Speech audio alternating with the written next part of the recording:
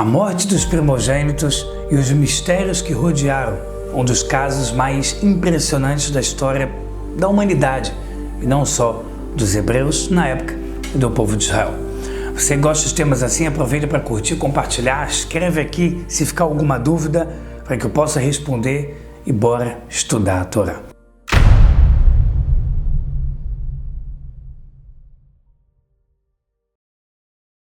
Bom, pessoal, interessantes pontos aqui que eu anotei sobre a ligação entre os primogênitos, a morte dos primogênitos, que foi a 10ª praga, e a criação do mundo.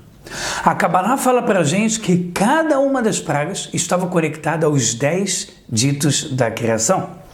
É sabido que quando você fala no início, Deus criou o céu e a terra, e que haja luz, haverá luz, ao todo foram 10 ditos. Nesses 10 ditos, a Kabbalah faz uma grande ligação com as 10 pragas. Quanto mais você vai chegando próximo da última praga, mais você vai indo do último dito, assim a Kabbalah fala, até Deus criou o céu e a terra. A morte dos primogênitos foi o auge. E a Torá fala que o primeiro dito de Hashem, Deus, quando criou o céu e a terra, também foi o auge. Quando Hashem entrou no Egito e sacudiu com a morte dos primogênitos, não foi através de um anjo destruidor, não foi através de um emissário, não foi através de nada. E é por isso que Hashem falou, Deus falou para Moisés, eu e não um anjo, eu e não outro, eu vou atacar o Egito. Ou seja, a presença divina passou com grande tremor e houve grande grito naquela noite, aonde morreu os primogênitos. E não havia casa que não morreu um primogênito, até porque o intuito de dizer isso aqui é que tinha casas que morria 2 ou 3 pessoas, mostrando que a mulher traiu o marido, na verdade tinha primogênito de homens diferentes, e acabava quando o homem via e entendia, matava a mulher.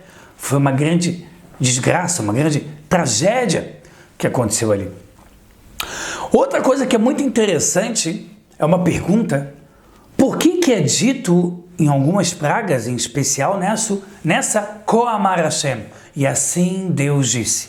O que significa do hebraico Ko Amar Hashem, e assim Deus disse? É só a palavra assim?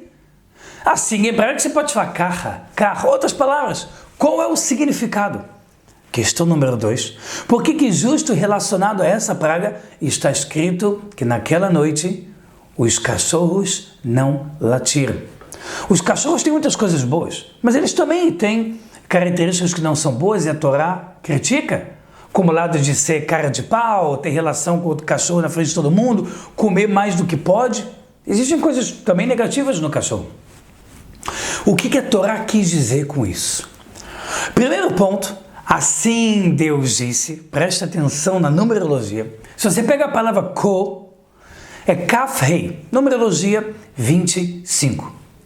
Quando você pega a palavra ko, por um lado, você pode botar uma letra a mais, que é N, fica Cohen. Ko com N fica Cohen. O que significa Cohen? O Cohen é o sacerdote que, através do trabalho no templo, ele pega o número 25 e ele conecta com o número 50. 50 são os 50 portões de sabedoria por lado bom, ou os 50 portões de impureza.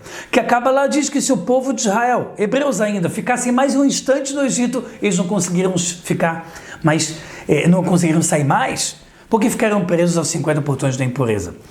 Veja o seguinte, eles saíram correndo, não deu tempo nem de assar os pães ázimos que viraram matzá. Isso significa que um instante a mais eles ficariam presos.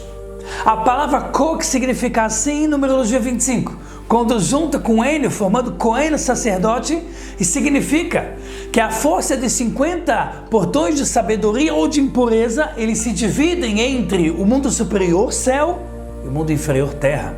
Quando um sacerdote faz um sacrifício, faz uma reza, o incenso para Hashem, ele pega o número 25, que é o esforço físico, conecta com a espiritualidade e forma o número 50, que é a letra N final. Nun, letra N em hebraico, número 50.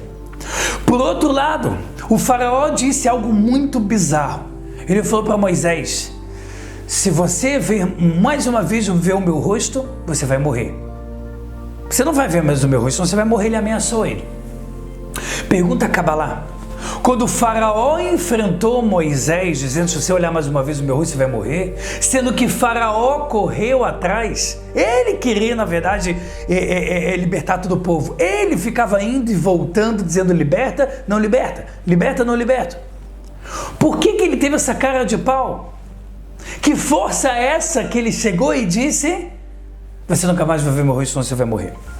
Cabalá fala que ele pegou o outro lado do corpo. Ele acreditava que ele era a fonte de todas as energias. Eu sou o faraó, que faço o sol existir, a lua subir, o sol descer. Ele acreditava que ele representava a letra Mem. A letra Mem, M, significa fonte. Só que naquele caso, quando você junta a letra Mem, de fonte de todas as forças, que é o que ele acreditava ser, com a palavra Ko, que significa assim Deus disse, forma a palavra Macá, praga. No caso, a praga. Faraó acreditava que se Deus, Hashem, fizesse todos aqueles milagres, ainda mais a morte dos primogênitos, ele também teria que liberar para o mundo uma força de impureza que pudesse ser equilibrada à força da santidade. E aqui a gente está falando de coisa bem profunda. A partir do momento que existe o poder de fazer algo especial e elevado, também precisa existir no mesmo nível uma força da impureza para existir livre-arbítrio e equilíbrio. Faraó sabia disso e por isso que ele ameaçou Moisés. Se você ver mais uma vez o meu rosto, eu acabo com você. No versículo está escrito, eu acabo com você, mas essa é a explicação.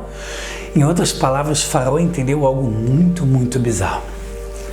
A 10ª praga está conectado a... No início Deus criou o céu e a terra.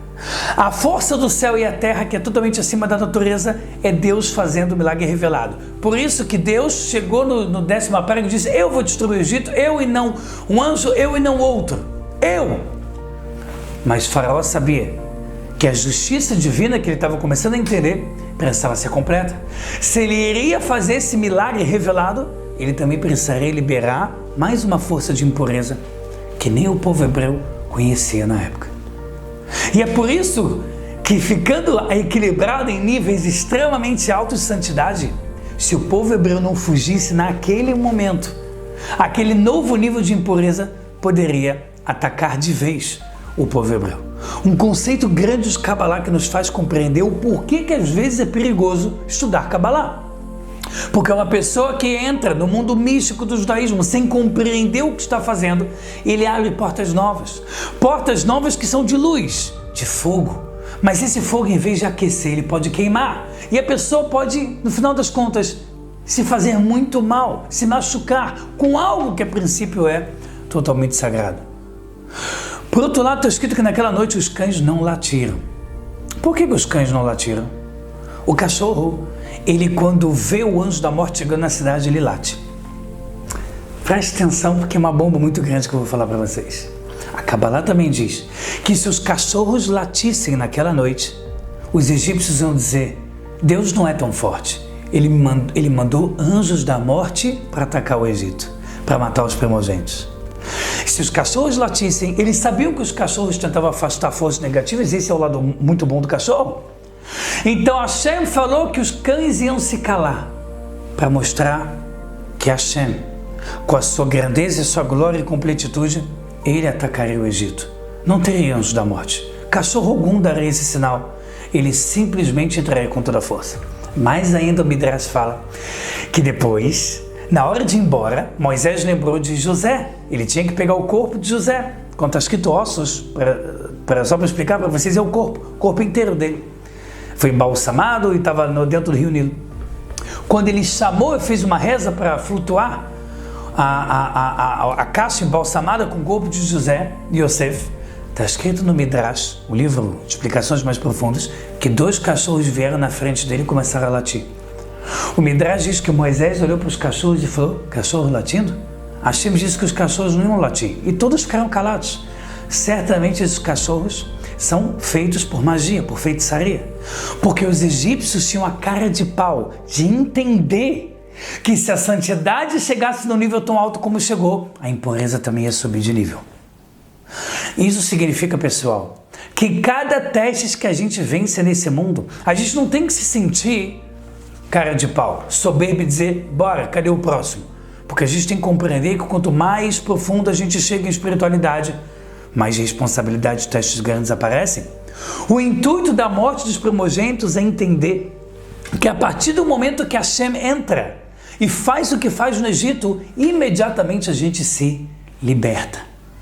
Se depois da 10ª praga a gente se libertou, isso também significa que cada momento da nossa vida, que através da nossa fé completa, quando a gente gera uma morte dos primogênitos do mal, é Hashem que vai entrar com a sua glória e a sua grandeza, sem necessidade de enviados. Isso significa que toda vez que a gente grita para Hashem, que a gente age com humildade, que a gente sabe que por mais que a gente deve fazer o esforço, na verdade, Ashler Yavecha, a gente vai lançar nossa fé sobre Hashem, é Hashem que entra em jogo. E meu amigo, quando Hashem entra em jogo, não tem para ninguém, não tem esforço contrário que possa cancelar essa força. Que isso sirva para a gente de uma grande injeção, de motivação, de confiança em Hashem, em fé. Que quando a gente coloca Hashem no cenário, Hashem é o cenário e Ele é o herói que salva o cenário.